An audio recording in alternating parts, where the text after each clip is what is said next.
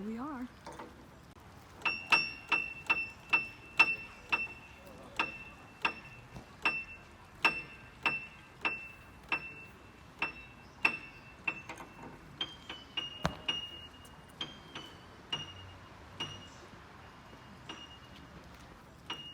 Everybody's setting up.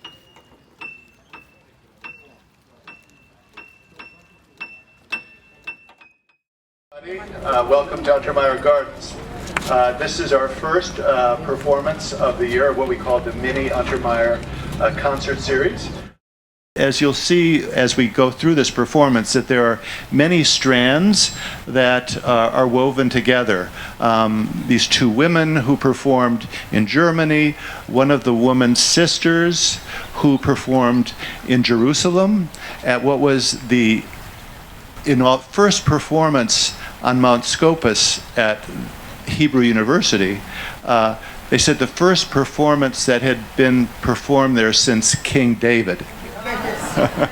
and in the presence of Samuel Untermyer, who was there, and then who was so impressed by the performance that he decided to build an amphitheater in memory of Minnie, after whom this series is named. And so there's a strand of Untermyer, there's a strand of 10 years later in Nazi Germany. So it's really incredible that we're going to have this very beautiful performance, and you look back at Samuel and Minnie Untermyer and what they represented in terms of sort of a big embrace of history and humanity, I think in the best possible way, even reflected today in what we're going to hear. So with no further ado, I will welcome the performers. Our story of hope and in the face of despair links the past, the present, and this fantastic venue. My Aunt Rebecca's path crosses Samuel Untermyer's.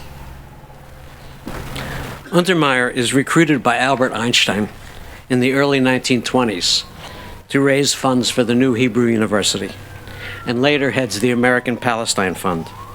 He flies from Cairo to Jerusalem to attend an outdoor concert celebrating the 100th anniversary of Beethoven's death. His wife Minnie died in 1924, and at the 1925 dedication of Hebrew University, at the site of this concert, he already had pledged a donation in her memory. Here's a clip from an interview Jean conducted in Tel Aviv in March 1980, where Rebecca, then age 87, describes this April 1927 event and this photograph.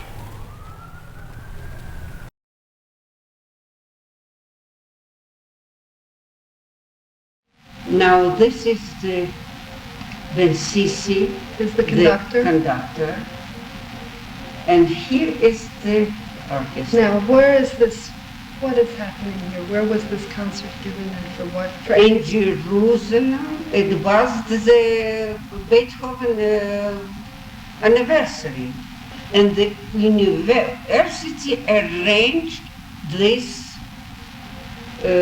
concert. It was at 3 o'clock in Jerusalem, where now the Mount Scopus is. Yeah. And there have been only chairs for the first row. Yeah. And here, where sitting are all the government people. And the stage was done, there were some planks, and the piano stood on such a plank that we have been always afraid that the piano will fall down. Yes. So they told you not to play too strong. So when I played now this was when I played the cadence of the concert of Beethoven.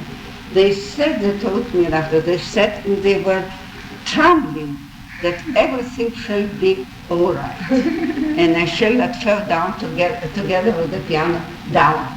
This was. After the concert, Magnus came to me and told me that Lord Plumer and Untermyer want to make the acquaintance. And Untermyer told me that he came from Egypt now. He was invited to come to this concert, but he didn't imagine a moment that he would hear a Beethoven concert, piano concert with such a pianist. And it's a shame that it's not staged. His wife died, and he gave a donation that made this stage, which there is still now on Mount Scopus. He told me that he couldn't imagine it, that he would hear a Beethoven concert as such a plain and sound.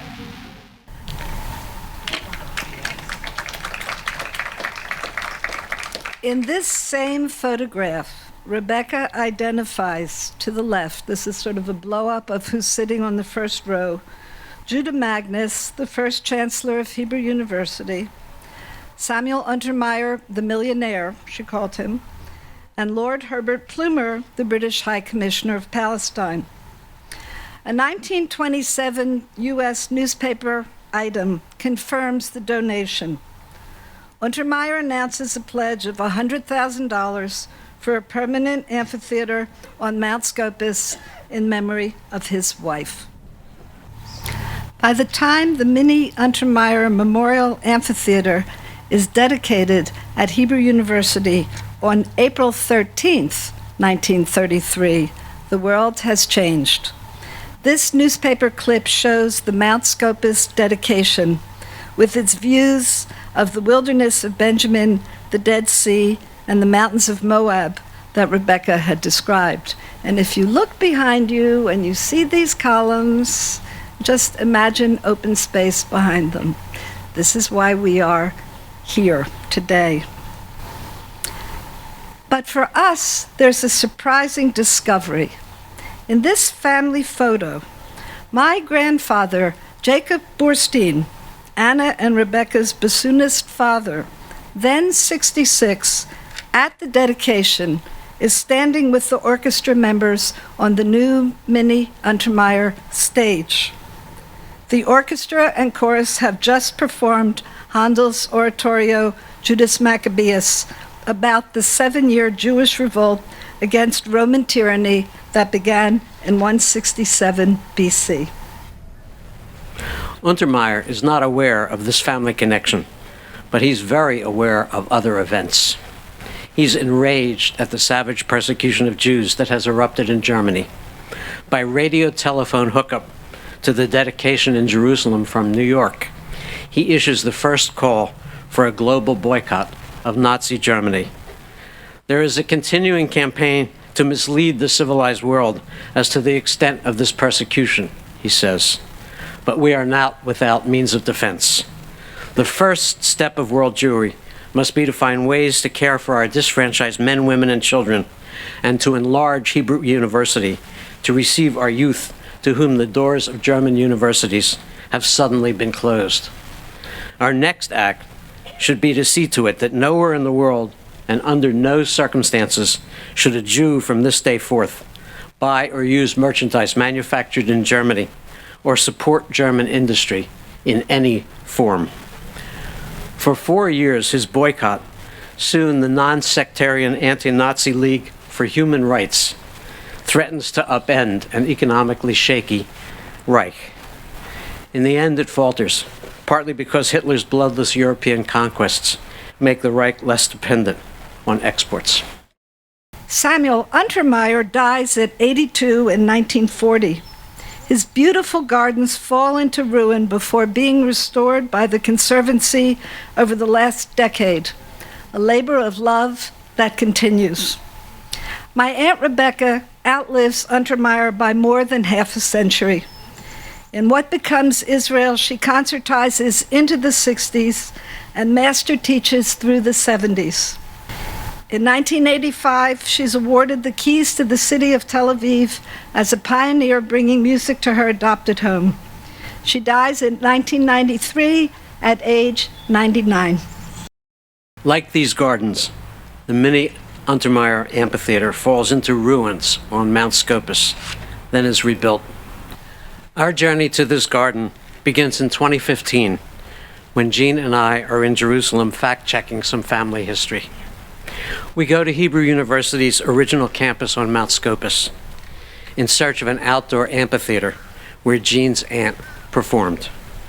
In 1948, it was destroyed during Israel's War of Independence. It was rebuilt in 1969. It's now known as the Rothberg Pavilion.